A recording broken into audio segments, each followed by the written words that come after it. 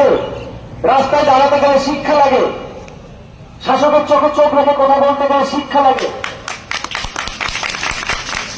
মুক্তি সবকিছু নয়, হুকুম সবকিছু নয়।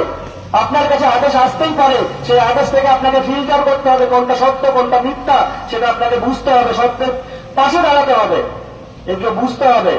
আপনারা শিক্ষক, আমরা শিক্ষক আন্দোলনে নেমেছি, আমরা শিক্ষা বাঁচাও আন্দোলনে লড়েছি। যদি শিক্ষা না থাকে তো আমরাও বেঁচে থাকবো না, কারণ আমরা শিক্ষার সঙ্গে আমরা ভাগিদার হয়ে আছি। এই শিক্ষাকে আপনারা মারছেন, আমরা শিক্ষাকে বাঁচাতে এসেছি। যদি না বাঁচাতে পারি আমরাও মরে যাব, আপনারা ডুবডুবি বাজাবেন। দেখবো আপনারা আজকে আপনারা দেখছেন বেসরকারি শিক্ষাকরণ যে বিদ্যালয়গুলো তৈরি হচ্ছে, কত টাকা আছে আপনাদের? একটা পঞ্চম শ্রেণীর একটা বড় স্কুলে বার্ষিক 8 লক্ষ 7 লক্ষ টাকা ফিস। পারবেন দিতে? পারবেন দিতে এটা? হ্যাঁ, আমি বলেছি এই ছবিটা যদি মহাত্মা গান্ধীর হতো এবং এই ছবিটা যদি অন্য কিছু জায়গায় থাকতো তাহলে কেউ প্রত্যাখ্যান করতে পারতো না, নিয়ে নিত। দেখুন, একটা কথা বাজারে খুব ছড়িয়ে গেছে, পরীক্ষা।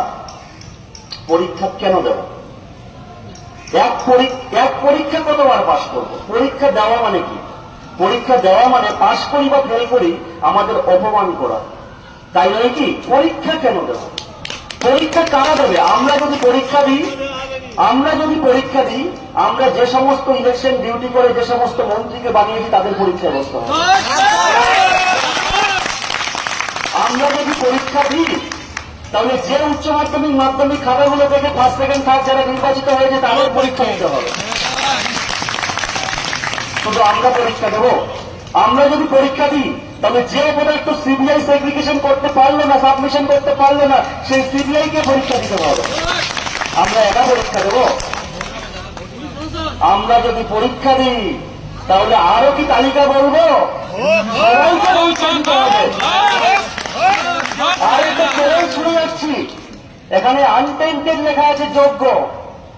যে কোনো আধিকারিক আসুন, যে কোনো সিলেবাসে নিয়ে আসুন, যে কোনো নির্দিষ্ট সময়সীমা বাঁধুন, প্রশ্নপত্র আপনারা তৈরি করবেন, পরীক্ষায় বসবো, তার সঙ্গে চাকরি যুক্ত থাকবে না। গ্যারান্টি দিচ্ছি আপনার থেকে বেশি নাম্বার নেব, গ্যারান্টি দিলাম। আসুন, কে আসবেন এই খবর নবান্নে পৌঁছে দেবেন যারা আছেন। পরীক্ষায় বসবো, রোডের সায়েন্স থেকে শুরু করে মানে জুতো পাঠ, চণ্ডী পাঠ সমস্ত সিলেবাসে নিয়ে আসুন, সব পড়বো, একই সময় একই বইয়ে পড়বো, পরীক্ষা দেবো। এসএসসি পরীক্ষা দেব না, আমরা পরীক্ষা নিই মশাই। 7 বছর ধরে আমরা প্রশ্নপত্র বানাই, আমরা মূল্যায়ন করি, আমরা পরীক্ষা দেব। আজকে গিয়ে বাড়িতে আমার বাবাকে বলবো যে তুমি আমার ছেলে আর আমি তোমার বাবা, ওটা হয় নাকি কখনো? আমাদের আপনার